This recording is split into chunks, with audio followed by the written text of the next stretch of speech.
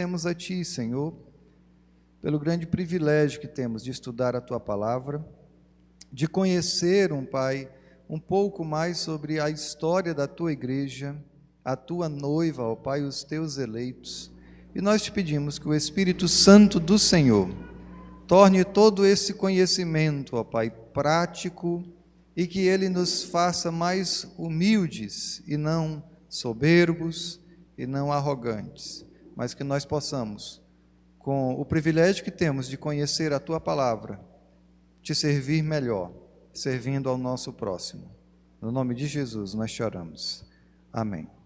Esse mês de outubro, no mês de outubro, é comemorado pelos evangélicos, como são chamados hoje, porque é meio que um contrassenso chamar os evangélicos pós-modernos de protestantes, já que eles não protestam mais quase nada, já estão aí caminhando muitas vezes de mãos dadas com o mundo, com a ideologia do mundo, isso de uma forma generalizada, mas esse é o mês conhecido pelos evangélicos como o mês da Reforma Protestante, porque foi no dia 31 de outubro de 1517 que Martinho Lutero afixou as suas 95 teses na Catedral de Wittenberg, na Alemanha.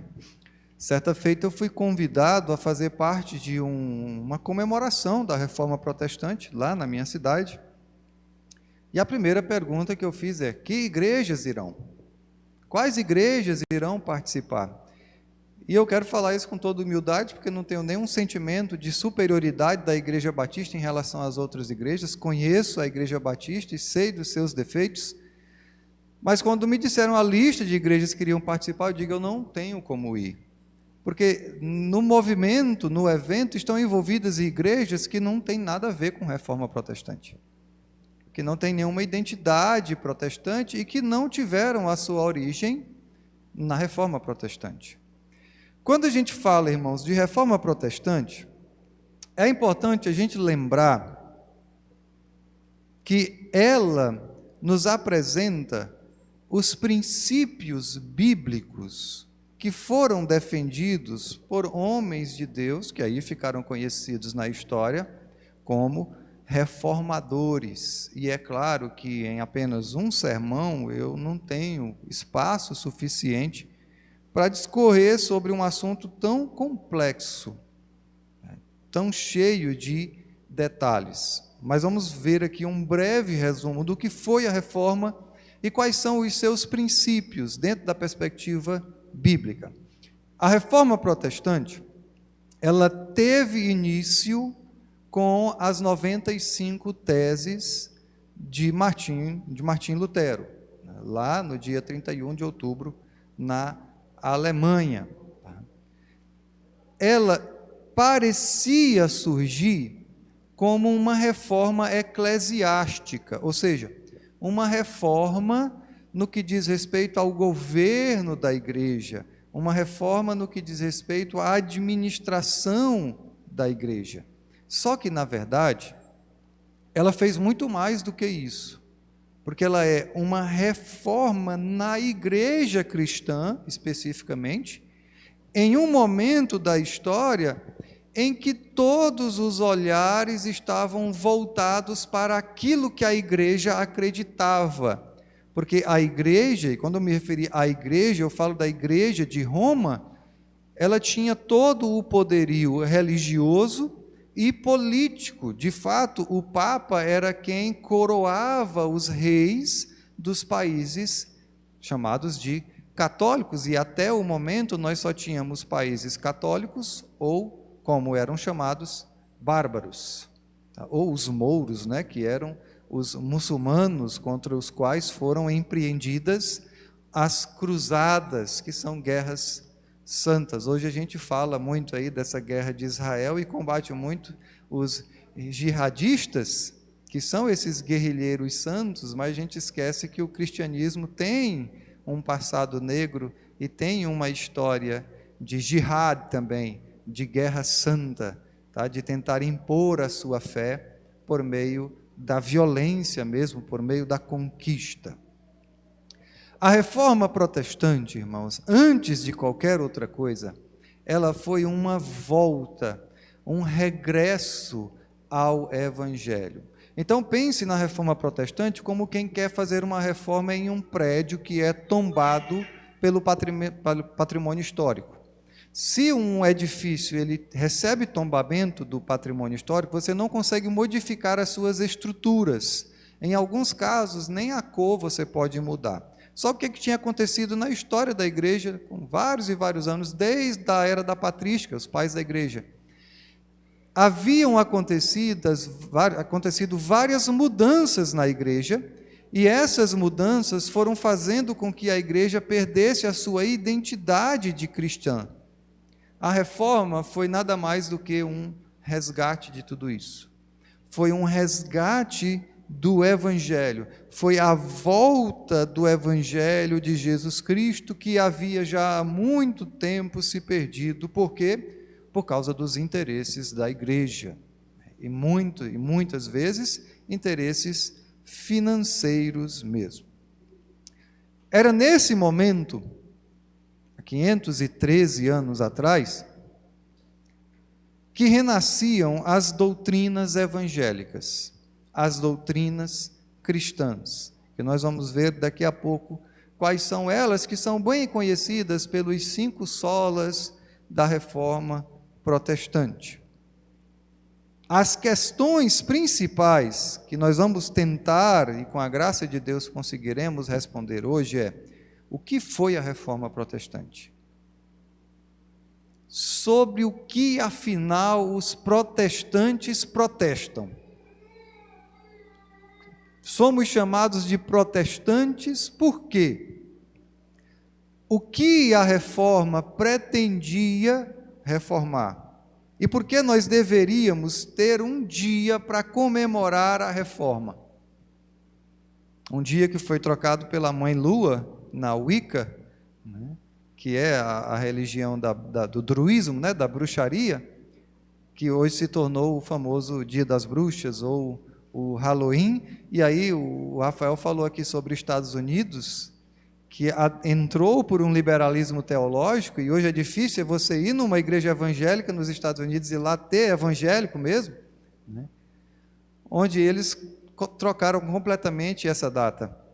O Halloween ele é famoso nos Estados Unidos. A gente vê nos filmes, né, vê nas séries que as crianças saem, né, nas portas fantasiadas, dizendo aquela frase famosa, gostosuras ou travessuras, e ali eles vão recebendo um doce, vão recebendo alguma coisa. Os filhos dos evangélicos nominais estão lá, gostosuras ou travessuras. Por que é importante manter esse dia? E por que os evangélicos conhecem tão pouco sobre a reforma protestante? Irmãos, a gente sabe que mesmo quem não é evangélico já ouviu falar em reforma protestante. Por quê? Porque a reforma protestante ela faz parte do currículo escolar. Quando você estuda história lá no ensino médio, você vai estudar, lá no livro de história, você vai estudar reforma protestante. Só que nós, os cristãos reformados, nós não podemos deixar a cargo da escola a educação dos nossos filhos, das nossas crianças, dos nossos jovens, porque esse ensino que acontece na escola, ele é um ensinamento sobre um prisma, sobre um ponto de vista não cristão. É um ensinamento, como vários outros ensinamentos que nós temos na história, que vêm distorcidos, que foram contados por muito tempo e repetidos até que se tornaram verdade. Essa matéria, esse conteúdo da reforma protestante, ele sempre é deixado em segundo plano. E quando é ensinado nas escolas, a perspectiva do professor, que tem uma grande chance de ter sido influenciado na sua formação, é a perspectiva do professor que é apresentada para as crianças para os jovens. Isso quer dizer o quê? Na prática, quer dizer, irmão, que do mesmo modo que você talvez não se lembre o que é o sistema feudal, da mesma maneira que você não se lembre o que foi o Estado Novo de Getúlio Vargas, você também não vai lembrar o que foi a Reforma Protestante. E nem as outras pessoas vão lembrar, não fazem ideia o que foi a Reforma Protestante, porque não é interesse da educação formal e nem é papel da educação formal ensinar isso para as pessoas. O nosso grande problema é que agora as igrejas já não ensinam mais sobre a Reforma Protestante. Por quê? Porque não há interesse, porque não é conveniente, o tema é chato, é antiquado e não atrai a atenção das pessoas. O que eu quero fazer hoje é o oposto disso. Eu quero chamar a sua atenção para o fato desse movimento ser extremamente relevante para as nossas vidas. Não é só uma história, não é só algo que aconteceu. Porque, irmãos, se não fosse a coragem desses homens que defenderam a doutrina bíblica, a sã doutrina, quando todos e tudo estava contra eles, nós não estaríamos aqui. Não existiria essa igreja, você não saberia sobre Jesus, você não teria sido alcançado pela graça de Deus. Nós não podemos permitir que outros eventos, que eventos secundários, se tornem mais conhecidos ou mais importantes que a Reforma Protestante. E o que foi a Reforma Protestante?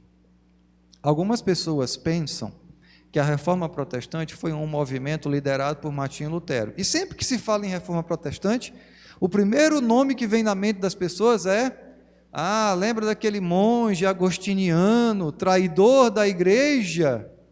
Vocês sabem que quando nós celebramos 500 anos da Reforma, um privilégio que a nossa geração teve, porque daqui para chegar no milênio, né, vai demorar, tá? Vai ter um pessoal que vai passar aí que não vai ter a possibilidade de uma comemoração. Mas a Igreja Católica, ela fez um movimento, né, uma campanha, que dizia assim: protestantes, voltem para casa. Que a intenção era dizer, reconheçam o erro histórico de vocês depois de 500 anos e voltem para casa. Voltem para a verdadeira igreja. Pensamentos assim nos direcionam à ideia de que a Reforma Protestante foi um momento isolado da história e que só um homem, Martinho Lutero, era o seu líder. Pessoas que têm esse pensamento nunca ouviram falar em Pedro Valdo, nunca ouviram falar em John Wycliffe, nunca ouviram falar em Francisco de Assis, que hoje foi santificado, não é? E diz: não, tem esse cara aí, o traidor da igreja, Martinho Lutero. John Huss morreu, foi martirizado 100 anos antes de Lutero. Era um reformador. Já tinha a tentativa de reformar a igreja. Por que com Lutero foi diferente? Porque ele é o expoente, digamos assim, o ato culminante. A Bíblia fala em relação a Jesus Cristo, que Jesus Cristo veio na plenitude dos tempos. Essa ideia, essa expressão plenitude dos tempos, quer dizer que ele veio no momento exato, no momento adequado. Por quê? Porque Roma dominava, o Império Romano dominava o mundo, existia uma lei em Roma que chamava de Pax Romana, que garantia que você poderia viajar em segurança. Existia um idioma universal, que era o grego, por causa de Alexandre o Grande, que havia deixado do seu império. Então Jesus veio na plenitude dos tempos. Eles tinham como levar o evangelho, eles tinham estradas seguras, eles tinham um idioma. E era possível levar essa mensagem a todos. Com Lutero aconteceu algo parecido, porque no século XVI Gutenberg inventava a prensa. E essas 95 teses de Lutero, que era professor no seminário, foram repetidas e copiadas por seus alunos e outros simpatizantes das suas ideias, e não tinha mais como segurar. Por quê? Porque eclesia, a igreja, era detentora do conhecimento. Só tinha Bíblia, irmãos, em latim. E o latim não era mais uma língua falada, já era uma língua morta. John Wycliffe, na Inglaterra, já havia iniciado a tradução da Bíblia. Até hoje, se você pesquisar na internet, você vai encontrar a Bíblia de Wycliffe, tá? Antecessor de Lutero. Erasmo de Roterdã, que nem protestante era, também fez uma tradução do Novo Testamento. Então, essa invenção da prensa de Gutenberg foi que veio na plenitude dos tempos e o povo teve conhecimento à informação. Então, você imagina que é como se tivessem inventado a internet naquele tempo. E o povo começou a ver as coisas por si mesmo. O povo começou a ler o Novo Testamento e disse, não, mas espera aí. Aqui está dizendo que a gente é salvo pela graça, por meio da fé. Que negócio esquisito, porque que parece que o discurso da igreja está meio distorcido disso daqui. Então, todo esse pano de fundo, esse panorama histórico, contribuiu para que a reforma com Lutero tivesse tanto poder e pudesse alcançar tantas pessoas. A intenção de Lutero, irmãos, nunca foi criar uma igreja. Lutero não tinha a intenção de fundar a igreja luterana, e de fato ele não fundou a igreja luterana. Porque no seu tempo, a igreja, enquanto estava vivo, a igreja nunca foi chamada de luterana. O que Lutero queria, com o amor que ele tinha pela igreja, era apontar para o desvio da igreja, dizer, irmãos, nós temos errado nisso daqui. Irmãos, não é assim que a palavra de Deus ensina. O que ele queria era ajudar aos irmãos, a igreja, a reconhecer o seu desvio teológico e voltar-se para a verdade. Ele queria que a igreja pudesse retornar ao caminho de Deus, o caminho do qual havia se desviado. E aí você pode se perguntar, mas espera aí, e de onde foi que Lutero tirou a ideia de que a igreja estava fazendo as coisas de forma antibíblica ou de forma errada? É desse texto que nós acabamos de ler, Romanos 1,17, que diz que a justiça de Deus é revelada onde? Onde que se revela a justiça de Deus nesse texto? No Evangelho. A justiça de Deus é revelada no Evangelho, do início ao fim, pela fé, como está escrito, o justo viverá por fé. E nós sabemos, irmãos, que no tempo de Lutero, um justo, ou seja, um fiel, não vivia pela fé. Ele vivia pelas obras. Especificamente pela compra das tão famosas indulgências. A palavra indulgência, ela significa clemência, ou então misericórdia. Ela era, para a igreja romana, a remissão das penas, o perdão de todos os pecados. A indulgência, irmãos, é uma heresia teológica criada pela igreja, que dizia que era possível obter a quitação total dos seus pecados, o perdão das penas que são requeridas pelo nosso pecado, e se as suas penas fossem quitadas, quer dizer que você era justo. Então era possível obter justificação de pecados pela compra de uma carta que garantia que você tinha sido perdoado e que tinha o selo papal. Então você comprava uma indulgência para você, para sua esposa, para o seu esposo, para os seus filhos, claro, se você tivesse condição, porque era caro, tá? Não era barato, não é? Para alguém que já morreu. Você comprava a indulgência e aquele era o documento que garantia que a pessoa ia para o céu. E aí a gente vê hoje a igreja desse movimento da prosperidade, o pessoal vendendo tijolinho para você fazer casa no céu, o pessoal vendendo não sei o que, mas a gente diz, que absurdo, de onde foi que esse pessoal tirou isso? Isso não é novidade não, gente. Isso é coisa antiga. As indulgências eram vendas de perdão. Você já deve ter visto, pelo menos na internet, se você nunca foi lá, mas talvez um dia você vá, né? A Catedral de São Pedro. Já viram? No Vaticano? É um edifício magnífico. A planta da catedral é uma cruz. É um negócio lindo, gente. Você sabe quando foi que a Catedral de São Pedro foi construída? Aqui nessa época. Sabe com que dinheiro? O dinheiro das indulgências.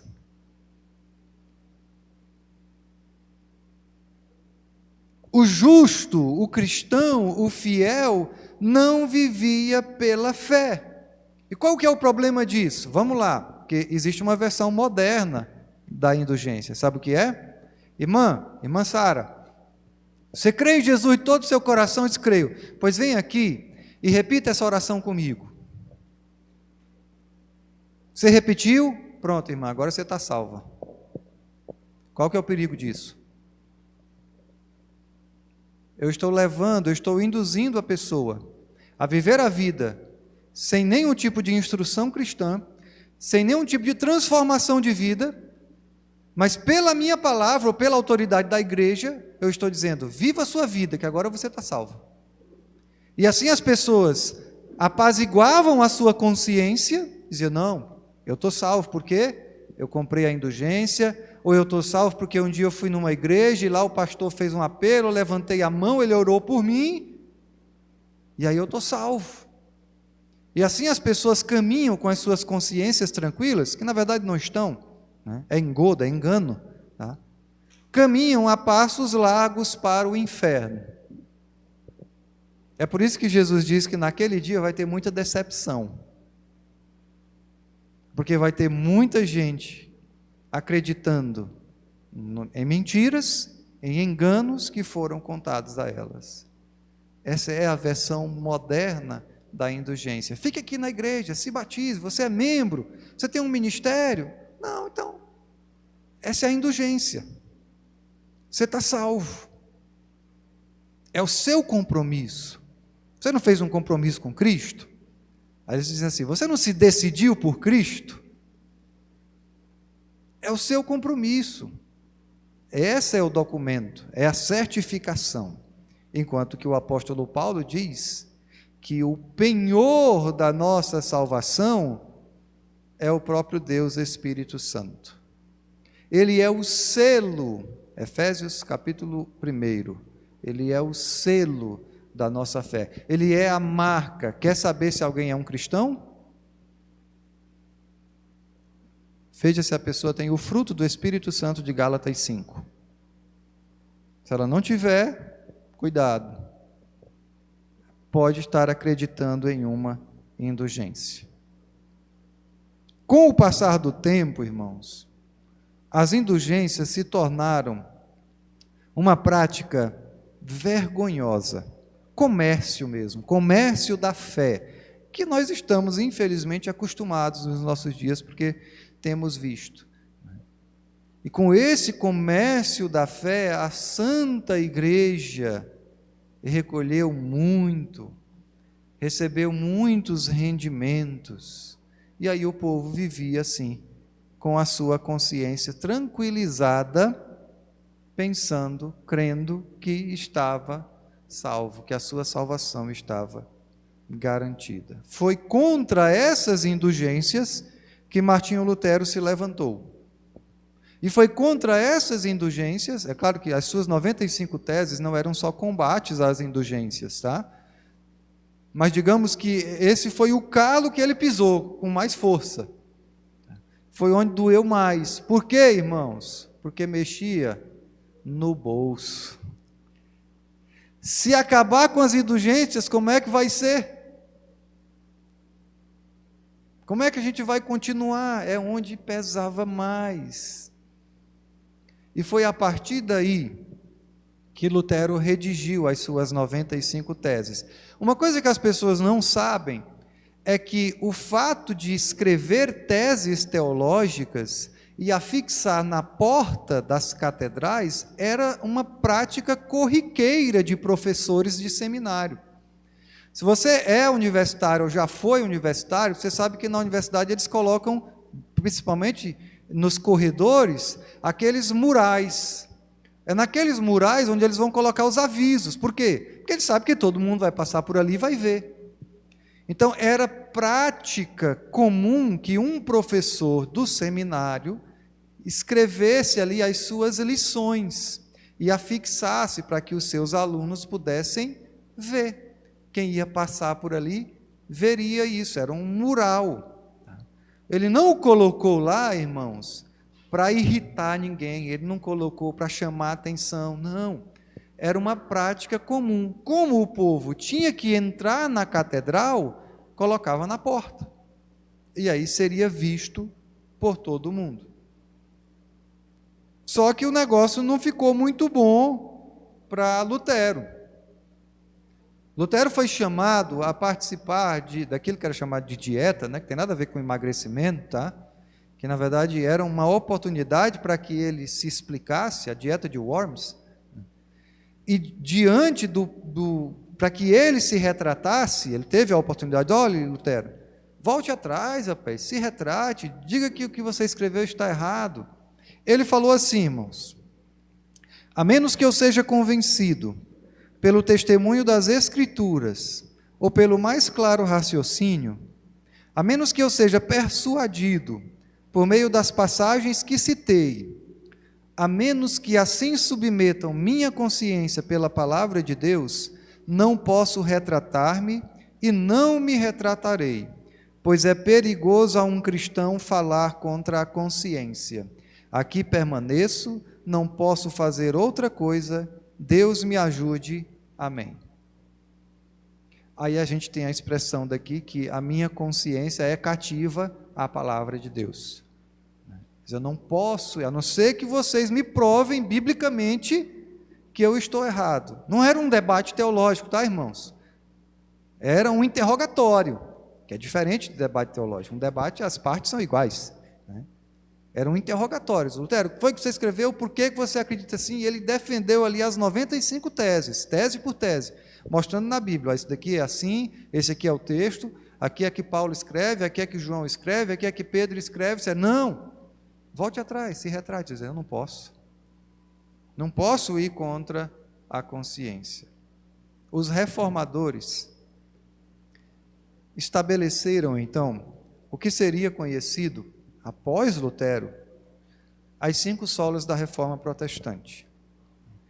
E essa palavra sola, ela quer dizer único, né? Somente, só isso. Esses são os 5 pontos principais da doutrina que formam o coração do Evangelho.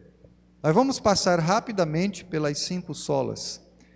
E eu vou pedir que você fique com a sua Bíblia, porque você vai precisar me acompanhar.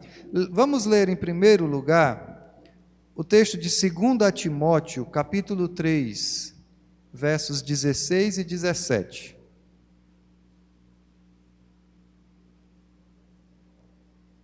Segunda Timóteo 3, 16 e 17. Qual é a primeira sola?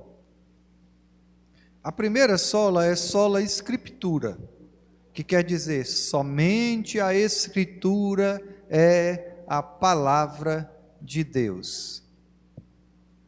Nesse ponto aqui, irmãos, 70 a 80% dos evangélicos já estão fora. Vamos ler o texto. Toda a Escritura é inspirada por Deus e útil para o ensino, para a repreensão, para a correção e para a instrução na justiça, para que o homem de Deus seja apto e plenamente preparado para toda boa obra. Só a Bíblia é a palavra de Deus. E quando nós dizemos Bíblia, nós nos referimos a 66 livros, 39 no Antigo Testamento e 27 no Novo. Por que eu estou pontuando isso? Não sei se já lhe disseram como cristãos. Por que os protestantes tiraram livros da Bíblia? Já ouviu isso? Quem faz essa pergunta é daqueles que só conhecem a reforma protestante da escola e recebeu o ensinamento do jeito que ele quer, ou do jeito que estão nos livros. Eu não sei se você é um amante da história. Meu pai é professor de história, e lá em casa a gente tinha que tirar só 10 em história, não é? Porque a confusão era grande se não tirasse.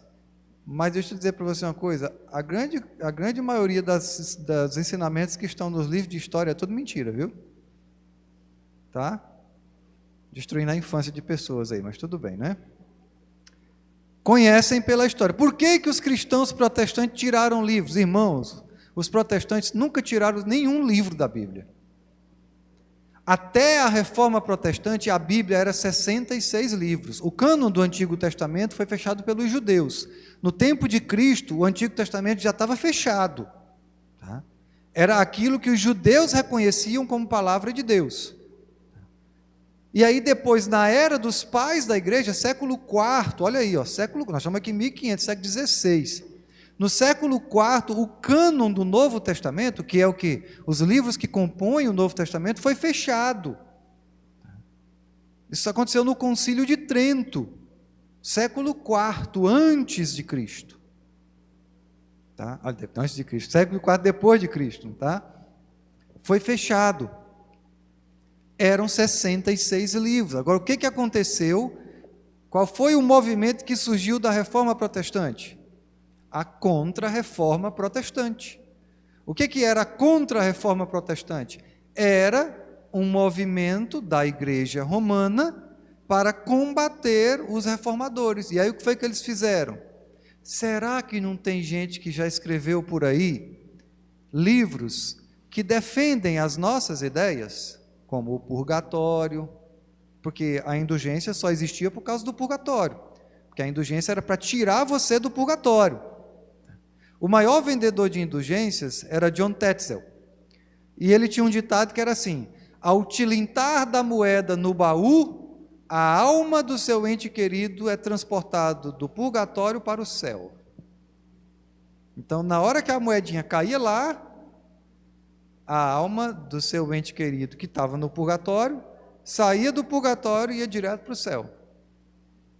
Essa é uma perspectiva completamente contrária aos pobres, né? Porque os pobres estão condenados desse jeito, não tinha como comprar indulgência, né? Complicado, né? Mas esse era o pensamento. E para defender essas ideias, foram acrescidos na Reforma Protestante livros ou partes de livros que até hoje compõem a Bíblia Católica. É história. Tá?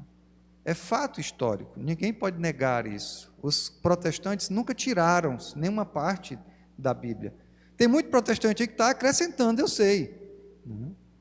Está dizendo, Deus me disse, Deus me revelou, Deus me falou e tal, e vai lá e está acrescentando revelação de Deus, que é tão perigoso quanto retirar. Desse texto aqui que nós lemos, tem duas verdades que a gente precisa destacar em relação à Bíblia, desse texto de 2 Timóteo 3. A primeira está no versículo 16, que ele diz assim, que toda a Escritura é inspirada por Deus. Quando a gente fala ser inspirada por Deus, nós estamos nos referindo à origem da Bíblia. De onde é que vem a Bíblia? Qual é a origem das Escrituras? E o texto é muito claro em dizer, irmãos, que as Escrituras não são fruto dos esforços humanos, mas que ela é revelação divina. As Escrituras não provêm da descoberta humana, ela vem da inspiração de Deus. Toda a autoridade nas Escrituras depende disso. E aí nós vivemos hoje no pós-modernismo, dentro de um movimento que tem adentrado as igrejas evangélicas, que é o movimento do liberalismo teológico, que crê que a Bíblia é falível, que crê que a Bíblia precisa ser atualizada, porque ela contém erros, ou então ela contém influências contextuais que já não servem para os nossos dias. Se nós não crermos na autoridade exclusiva das Escrituras, irmãos, nós estamos perdidos. Se nós acreditarmos que as Escrituras precisam ser atualizadas, nós estamos perdidos. Se nós acreditarmos que você, meu irmão, e você, minha irmã, pode trazer uma revelação de Deus para a minha vida, eu estou perdido, porque eu estou dependendo de você, e não de Deus. E você, assim como eu, é falível. Agora, as Escrituras são infalíveis naquilo que elas se propõem a fazer. Foi nesse período que surgiu um princípio dentro da Igreja Católica que recebeu o seu nome, que é chamado de romanismo. O princípio do romanismo diz que a Bíblia é produto da Igreja, ou seja, que a Bíblia ela foi construída pela Igreja com o passar do tempo. Dessa forma, a Igreja tem mais autoridade que a própria Bíblia. Por isso que o líder da Igreja, o Papa, quando ele escreve, na sua posição de Papa, o que ele escreve ali é palavra de Deus. E isso já deu uma confusão tão grande na história, porque você deve imaginar que dentro de tanto tempo, com tantos papas e tantos pensamentos divergentes, já temos muita incoerência, já temos muita contradição. E Deus não é incoerente nem se contradiz. Quem se contradiz são os homens.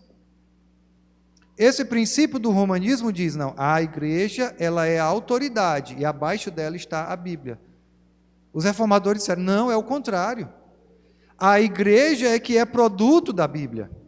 Se não fosse pelo fato de Deus ter se revelado especialmente para nós, não somente na natureza, né, que é a revelação natural, mas a revelação especial de Deus, nem existiria a igreja. Por isso nós somos completamente dependentes das Escrituras sagradas. É dela que nós tiramos toda a doutrina, todo o ensino, tudo aquilo que direciona e que guia as nossas vidas. A segunda coisa que eu destaco nesse texto, além da origem, é o propósito das Escrituras. Para que servem as Escrituras sagradas? É para te abençoar, irmão, né? Sabe aquele carrinho velho que você tem? Se você começar a ler, logo, logo você muda. Sabe a dor que você sente na unha do dedinho mindinho do pé direito? Se você começar a ler a Escritura, logo, logo passa. Qual é o propósito da Escritura? O propósito da Escritura é fazer só aquilo que a gente não gosta. As Escrituras, elas são para ensino, correção, repreensão, para que o homem, a mulher, no caso aí, o ser humano, seja plenamente preparado para toda boa obra. Aí você diz assim, mas desde criança eu sonho em ser repreendido. Era o meu sonho, era ser corrigido, era ser admoestado na igreja. É tudo que o coração do homem, que é egoísta, que é autocentrado, não quer. Além disso, irmãos, é das Escrituras que provém a salvação. Porque o Evangelho é que é o poder de Deus para salvar todo aquele que crê. Somente mediante a palavra de Deus, a exposição do Evangelho, é que alguém é salvo. as Escrituras anunciam a salvação por intermédio de Cristo. Sempre foi assim, viu?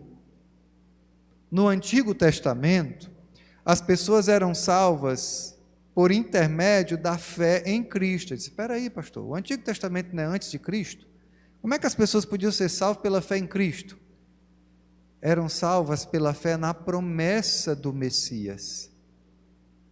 No Novo Testamento, as pessoas são salvas pela fé no Cristo que já veio, que eles podiam ver, e nós somos salvos por intermédio da fé num Cristo que nunca vimos, mas que esperamos. Só existe salvação, e esse vai ser o outro ponto que vamos falar, por intermédio da fé. Os batistas têm um lema que eles dizem assim: a Bíblia é a nossa única regra de fé, prática e conduta. Já ouviram, né? Uma vez eu sofri um acidente de carro e era perto da casa de um pastor de outra denominação aí, que é um amigo meu, né? Não é batista. E foi muito perto da casa dele, eu bati no animal, o carro ficou lá, eu liguei para o irmão, tem como você vir me ajudar? Isso era em outra cidade. Enquanto o irmão chegava, o pastor dizia, olha pastor, vem aqui, sente aqui, fica aqui em casa, né? Primeira coisa que eu tirei do carro foi a minha Bíblia, peguei minha Bíblia, estava aqui no banco do passageiro, levei para a casa dele, e lá a gente começou a bater um papo. Ah, pastor, isso aqui. Aí, quando ele ia falando alguma coisa, eu ia lembrando de um versículo, ia dizendo, não, mas aqui, nesse texto, tal, dizia assim. Quando eu fiz isso umas 3 vezes, ele falou assim, então é verdade. Eu digo, o quê, pai? É verdade que tudo que os batistas fazem é com respaldo na Bíblia. Eu olhei para ele e digo, meu amigo, como seria bom se isso fosse verdade, mas não é. Nós precisamos tornar mais evidente em nossas vidas a cada dia, irmãos, o sola escritura, que somente a Bíblia é a palavra de Deus, e que essa palavra é a nossa única regra de fé, de prática e de conduta. Não é porque somos batistas, é porque somos cristãos. Nós precisamos viver pela palavra, devemos voltar para as Escrituras, devemos crer somente na Bíblia. Ela tem autoridade sobre nós, ela é a palavra de Deus, inspirada por Deus. O segundo ponto da reforma, abra sua Bíblia agora em Efésios, capítulo 2, versículo 8. Esse aqui é o que os reformadores mais gostam, né? Efésios 2, versículo 8. Esse aqui os irmãos citam de cor, se eu começar. Pois vocês são salvos pela graça, por meio da fé, isto não vem de vós, é dom de Deus, não por obras, para que ninguém se glorie. Sola gratia. O que quer dizer isso? Somente a graça de Deus salva o pecador. A salvação da alma é um presente e não uma recompensa. Ela é um dom. Não é algo merecido.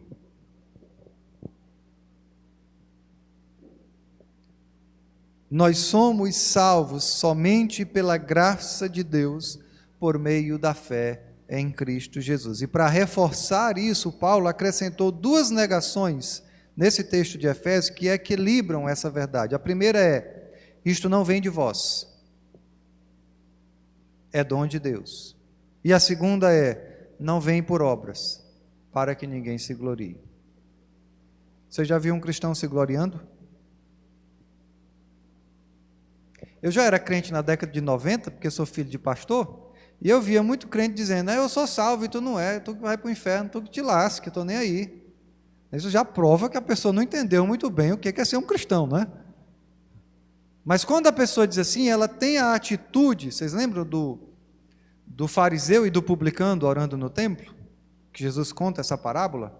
Ela tem a atitude do fariseu, que diz, Senhor, eu te agradeço porque eu não sou igual a esse infeliz aqui, né? Aí ele começa a falar de várias coisas que ele faz, né? Eu faço jejum 2 vezes por semana, eu oro de madrugada, eu oro no monte, no pouco, no alto, no baixo, no seco, no molhado, né?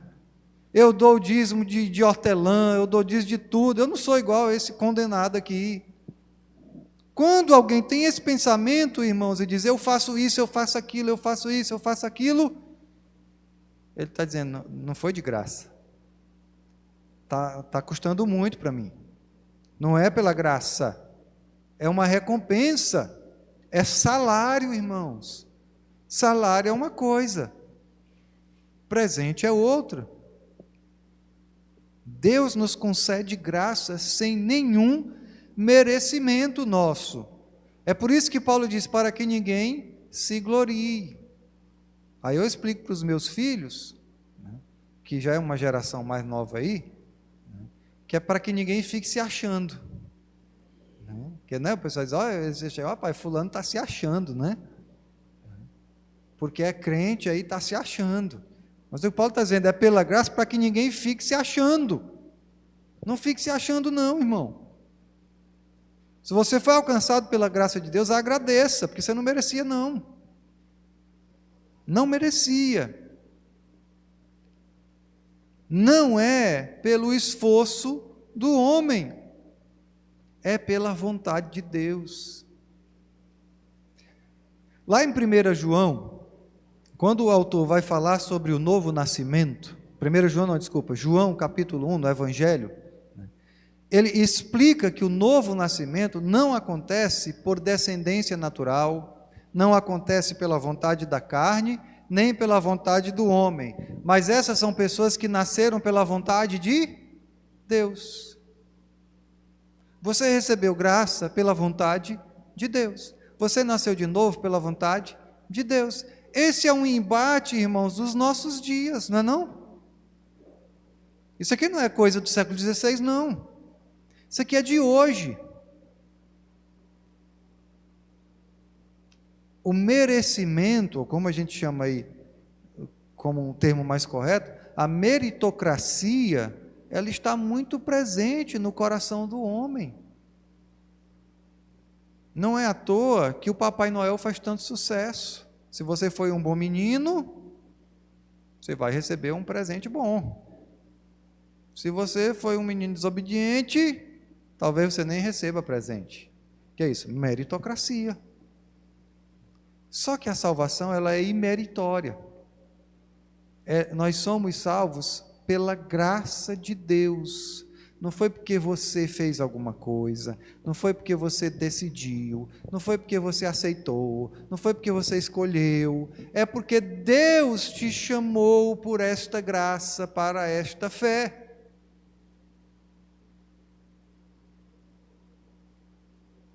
Não é por obras, é pela graça. Vocês sabem que lá em 2014, eu tive que fazer um trabalho acadêmico, e esse trabalho foi muito impactante para mim, porque eu me deparei com uma pergunta, mas espera aí, não é por obras, é pela graça, mas não fui eu que criei? Não fui eu que um dia disse, não, eu acredito nisso daqui? Que aí a gente vai entrar no terceiro ponto, que é o sola fide. O que é essa fé, irmãos? Porque não é você que crê. Crer não é uma obra. A gente tem a ideia de que obra é só coisa concreta, não é? A fé é abstrata, então a fé não pode ser uma obra, mas é. O pensamento é uma obra. Você pode pecar em pensamento. Você pode pecar até em omissão. E aí eu ficava, mas espera aí, não fui eu que criei em Jesus? E aí as pessoas dizem, são escolhas, né? Eu escolhi Jesus, por isso eu sou salvo.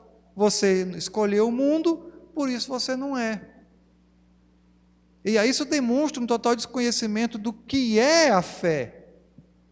E como nós recebemos essa fé, qual é a origem dessa fé. O texto que a gente leu no início, que é Romanos 1,17, diz que o justo viverá pela fé. Mas que fé é essa? Porque fé, como diz o cancioneiro popular, todo mundo tem, que andar com fé eu vou, porque a fé não costuma falhar. E aí tem a licença poética, né?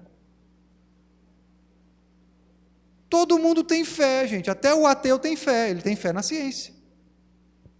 Quando vocês sentarem nessas cadeiras que vocês estão sentados, vocês tiveram fé. Fé de que a cadeira ia aguentar seu peso. Senão você não tinha sentado. Você podia cair. Eu tenho certeza que você sentou confiante que a cadeira ia aguentar. Isso é fé. Não basta ter fé. Tem que saber que fé é essa, de onde ela vem e em quem você crê. Romanos 5,1, abra aí para a gente ler.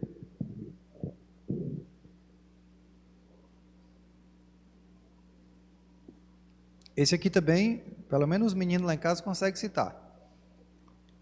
Romanos 5,1.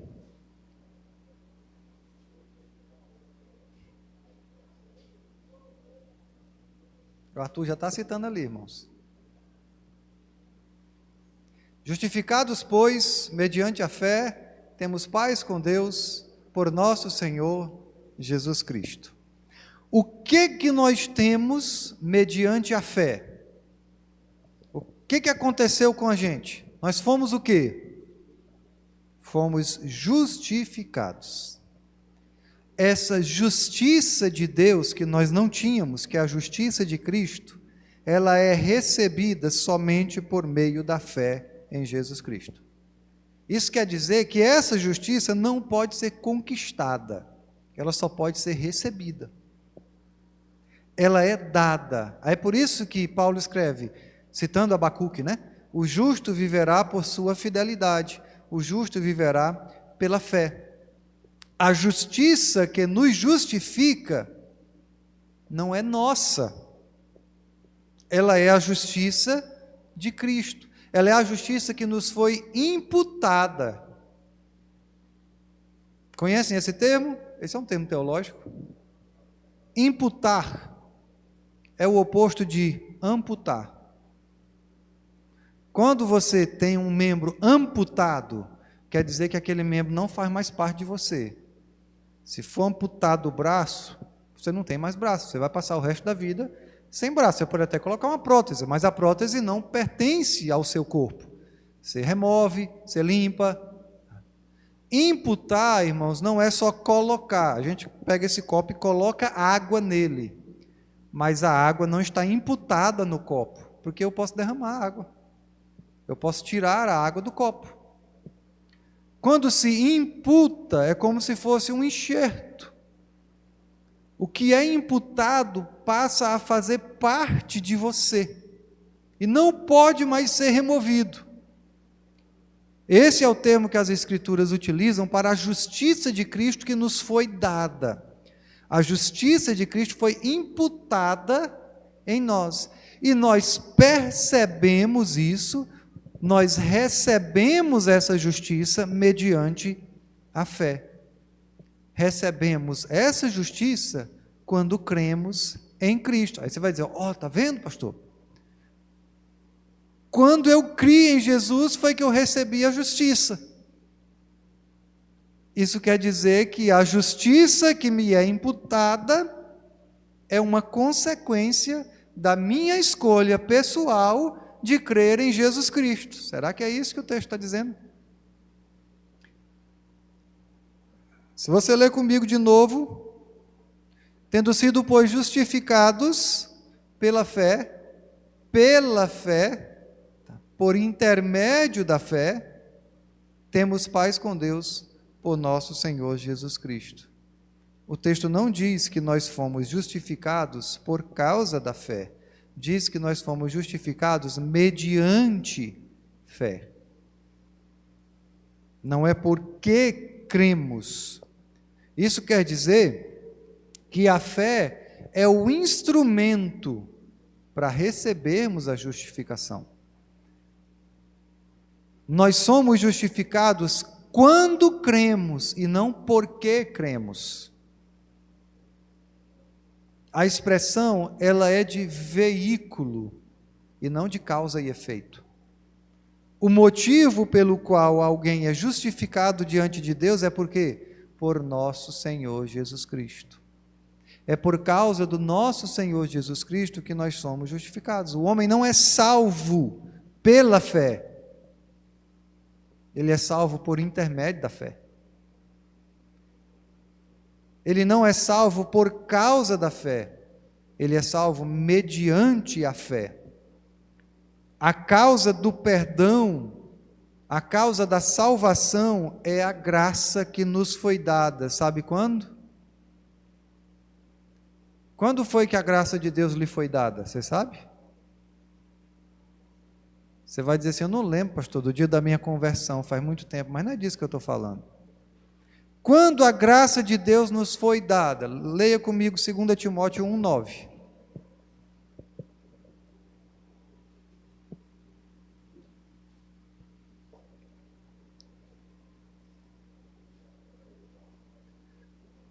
Segunda Timóteo 1,9 diz que Deus nos salvou e nos chamou com uma santa vocação, não em virtude das nossas obras, mas por causa de quê? Da sua própria determinação e graça.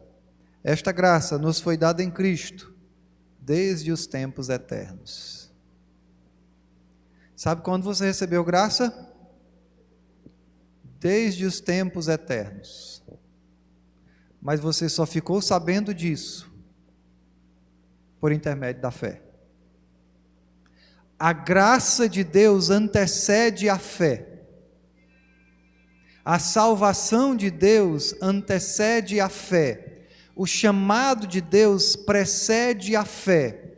E Deus nos dá a fé como um dom. Por isso Paulo diz, isto não vem de vós, é dom de Deus, para percebermos e recebermos a ação divina, soberana, graciosa, misericordiosa e meritória de Deus em nossas vidas. A graça é a capacidade que Deus nos dá para crer nisso, para acreditar naquilo que Ele fez por nós. O quarto ponto da reforma protestante é solus Christi, somente Cristo. João 14,6, texto bem conhecido dos irmãos. Respondeu Jesus, eu sou o caminho, a verdade e a vida. Ninguém vem ao Pai a não ser por mim. Somente Cristo é o mediador entre Deus e os homens. Ponto. Esse é bem tranquilo, irmãos. Só Cristo é o caminho para a salvação. E eu sei que pode parecer repetitivo, mas vou dizer novamente, não é a religião, não é a igreja, não é o pastor, não é o pagamento de dízimo, não é a realização de obras, não é um ministério que você exerce na igreja, não é o exercício dos dons do Espírito, não é nada, somente Cristo é o caminho, a verdade e a vida. No século XVI, a igreja de Roma tinha um ditado que era assim, não há salvação fora da igreja. Os reformadores reformaram esse ditado, disseram, não há salvação fora de Cristo. Fora de Cristo não há salvação. Ele é o único caminho para o Pai. É por isso que Paulo escreve em Romanos 8,1, dizendo, agora, pois, já não há nenhuma condenação para aqueles que estão na igreja, não é? Agora, pois, já não há mais nenhuma condenação para aqueles que são batistas. Agora já não há nenhuma salvação para aqueles que são calvinistas. Agora, pois, não há nenhuma salvação para aqueles que estão, e esse estar aí é permanentemente, para aqueles que estão em Cristo. Cristo é o único caminho para o Pai. E eu falo, irmãos, sobre batistas, sobre calvinistas, porque são coisas que eu sou. E eu sei do quanto nós somos tentados diariamente a nos orgulharmos dessas coisas, e não devemos. Não devemos ter nenhum orgulho disso. Devemos ser cristãos, devemos ter humildade, devemos pregar o Evangelho como ele é. Eu vi uma ilustração esses dias que eu achei muito interessante. Uma mulher estava falando sobre a educação de crianças.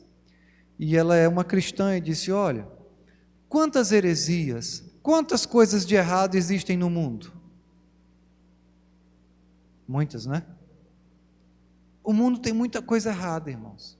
Tem muita doutrinação, tem muitos ensinos errados.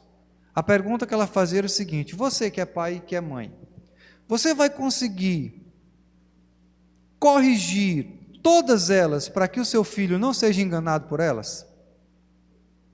É impossível. Todo dia estão inventando outra.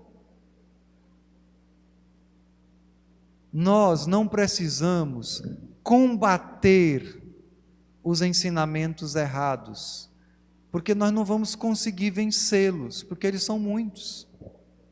Nós não vamos conseguir vencer todas as heresias para ensinar aqueles que estão perto de nós. Mas tem uma coisa que nós podemos fazer: ensine a verdade, ensine o Evangelho, ensine que a salvação é pela graça, que não é você que escolhe a Jesus, que é Jesus que te escolhe. Ensine a verdade, porque quando o seu filho, quando o seu amigo, quando o seu irmão em Cristo se deparar com uma mentira, ele vai dizer: não, peraí, está errado isso daqui. A palavra de Deus não diz assim, a palavra de Deus diz desse jeito. É ensinando a verdade que nós combatemos a mentira. Porque se nós formos debater com a mentira, nós só vamos chamar mais atenção para ela. Aí eu vou citar aqui uma pessoa do catolicismo, que é Madre Teresa de Calcutá. Ela certa vez foi convidada para ir numa marcha contra a violência contra as mulheres. Ela dizia: eu não vou. Todo mundo disse: mas por quê, Madre? Uma marcha aí, contra a violência feminina. Eu nunca vou participar de um negócio desse, ela disse. Mas por quê? Diz: me chamem para uma marcha favorável à paz no lar que eu vou. Mas não me chamem numa marcha contra nada, que eu não vou. Porque quando você trabalha contra, você está dando destaque para aquilo que você está combatendo.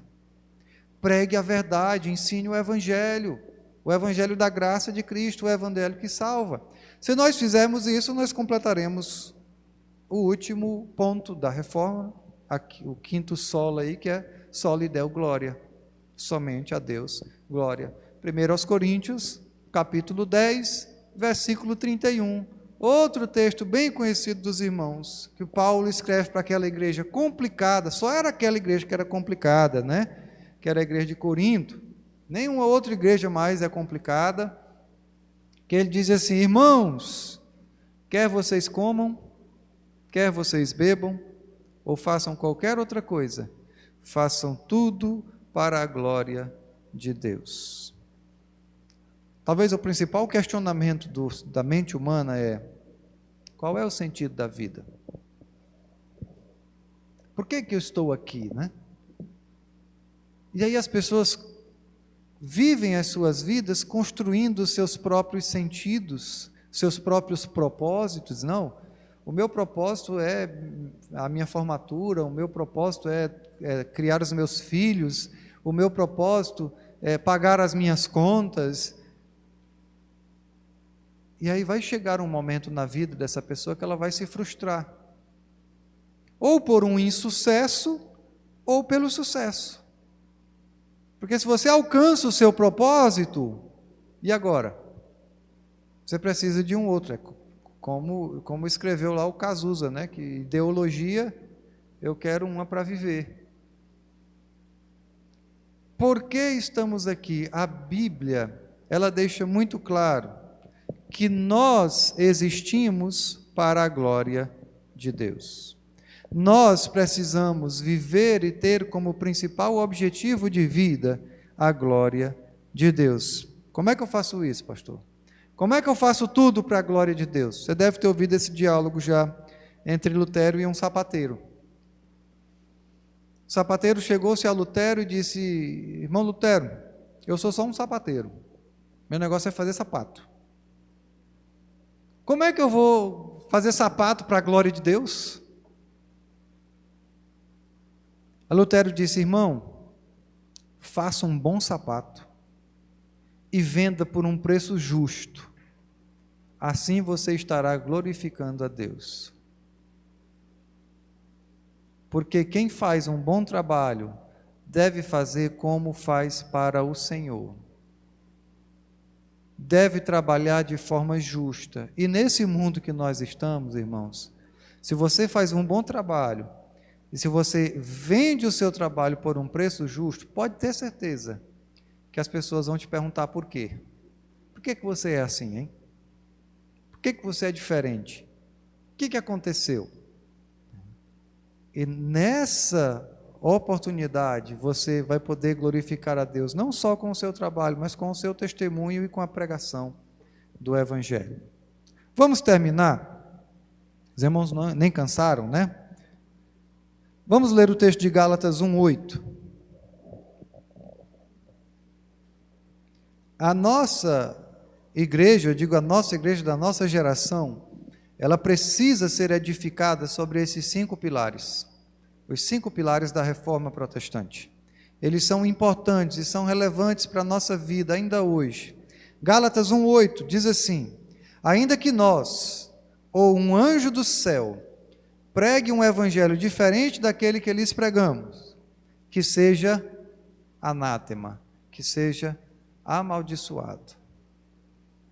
Não é você que vai sair amaldiçoando as pessoas, não. Sai daqui, maldito. Ele já é maldito, porque a palavra de Deus diz isso.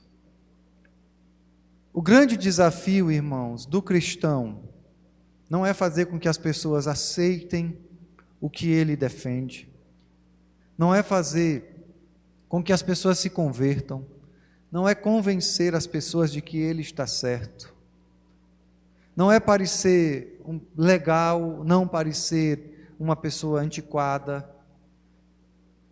O grande desafio do cristão sempre foi, é e será ser fiel à palavra de Deus, ser fiel às Escrituras Sagradas. Esse é o nosso desafio, porque aqui a gente quer amenizar, a gente quer maquiar, a gente quer disfarçar. Tem pontos que diz, esse ponto aqui eu não vou tocar porque vai magoar a pessoa.